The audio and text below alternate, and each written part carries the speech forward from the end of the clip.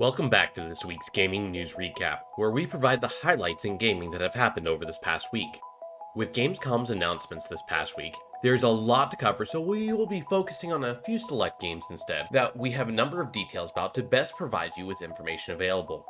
For a look at every game mentioned, check out our Gamescom Fast Recap from this week, and keep an eye out for more videos on the channel covering these games. If you enjoyed the video, consider leaving a like and subscribing for more weekly gaming news topics.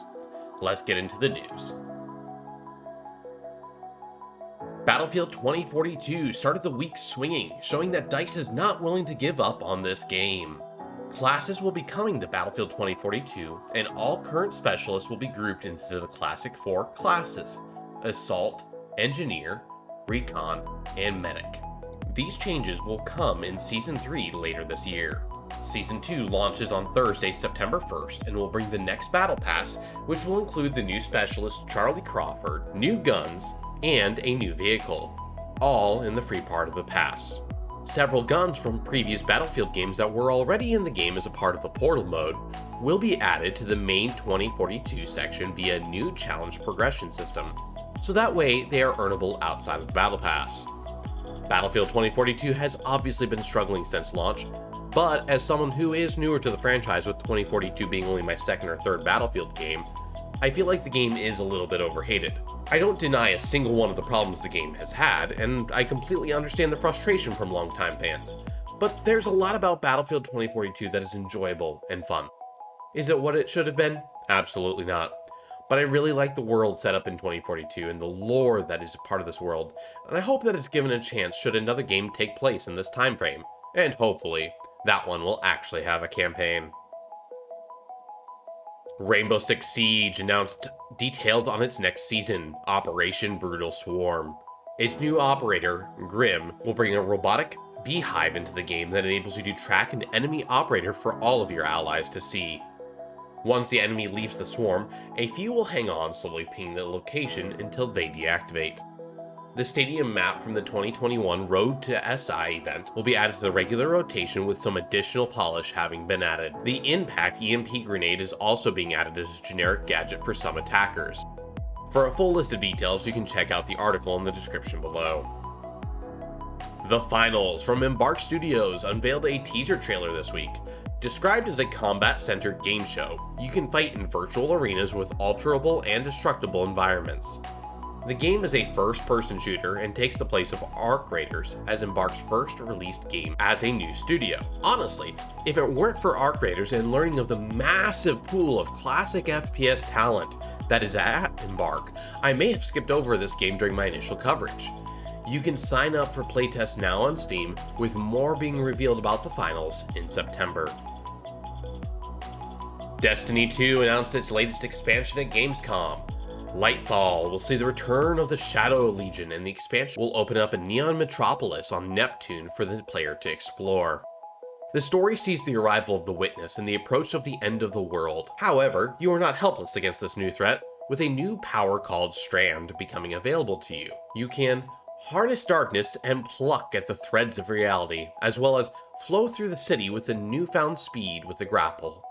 This subclass will be available to every class in the game for some unique combination potentials. You can pick up the standard edition for pre-order now for $49.99, or the expansion and annual pass for $99.99 on all platforms. Additionally, if you're just a huge Destiny fan, you can pick up the massive collector's edition on Bungie's website for $249.99. Dune Awakening was formally announced at Gamescom and will be an open-world survival MMO set in the Dune universe. Developed by Funcom, famous most recently for Conan Exiles as well as the MMO Age of Conan, the website claims it will be combining survival games with the persistent multiplayer that an MMO brings, which, from a technical standpoint, will be an incredible achievement if they are able to pull off something on that kind of scale. You will be able to build shelters, maintain your still suit, and master the old ways, which may be a reference to something from the books that I'm unfamiliar with. The game will take place on Arrakis and will be, quote, shared by thousands of players. Guild features are also teased with the fact that you can build your own faction through spice harvesting, trade, subterfuge, and open conflict. I'm definitely intrigued by the limited details we know. However, with how Conan Exiles has gone from controversy to controversy, whether glitches and problems or adding a battle pass in an in-game store after releasing so many paid DLCs and a new map behind a paywall, I definitely have to worry about how this game will release and what the monetization is going to look like. But you know what, that's a problem for another day, and if the game is able to live up to its promises, we will certainly be in for some awesome adventures. Continuing on with MMOs for a moment, the 2007 MMO, Lord of the Rings Online, announced a new expansion this week, called Before the Shadow. 2 new regions will open up, and the expansion will take place before the meeting at Rivendell. New difficulties will open up for delving, and a new 6-person instance will be available too. I included this just because I couldn't believe that Lord of the Rings Online is still a thing, and I love that it's still producing content. Dead Island 2 showed up at Gamescom 2022 as leaked by Tom Henderson. The game showed off some of its playable characters in both cinematic glory and in actual gameplay. Dead Island 2 will take place in LA, or Hell A as they call it, and feature its expected brutal melee and gun combat in the sandbox world.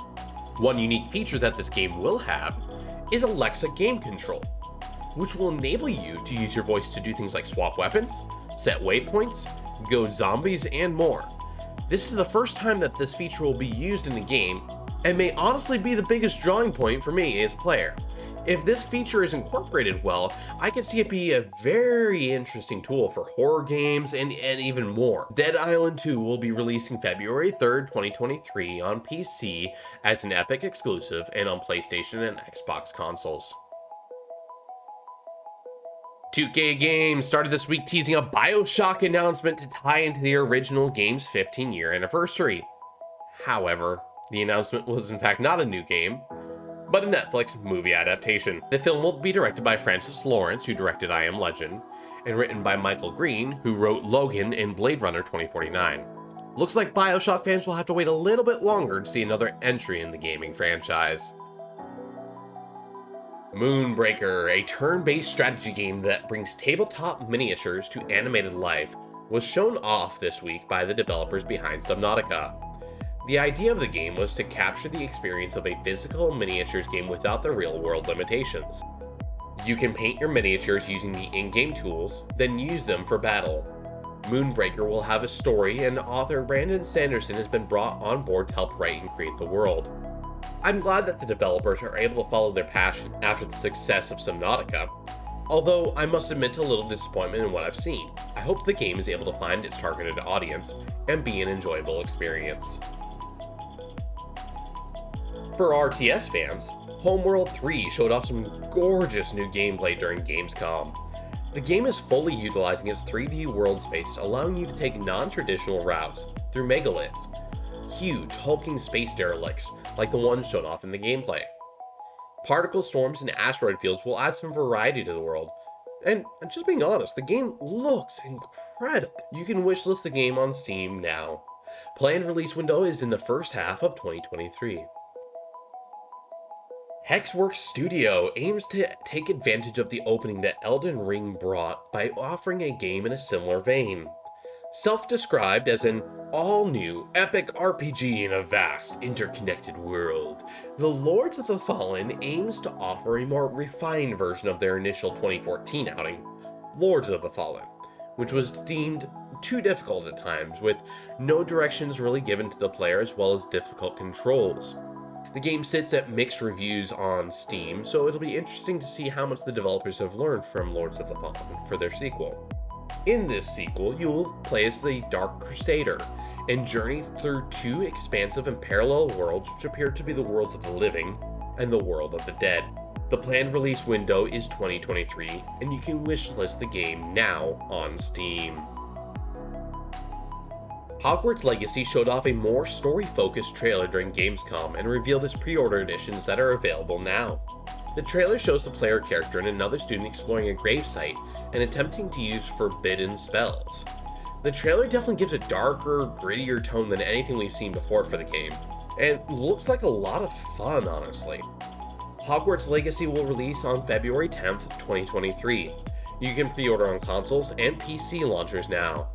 The Digital Deluxe Edition will include the Onyx Hippogriff mount, the Dark Arts Garrison hat, 72 hours of early access, as well as the Dark Arts pack, which will contain a Theastral mount, Dark Arts cosmetic set, and the Dark Arts Battle Arena.